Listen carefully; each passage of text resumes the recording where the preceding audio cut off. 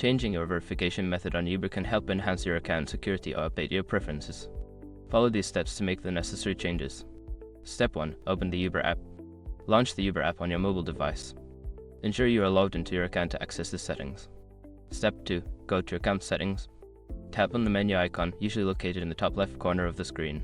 From the menu, select Settings to access your account settings. Step 3. Select Security Settings. Within the Settings menu, look for the Privacy or Security section. Tap on it to find options related to your verification methods.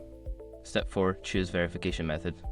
In the Security settings, you will see the current verification methods available. Select the method you wish to change, such as phone number, email, or two-factor authentication. Step 5. Follow the prompts.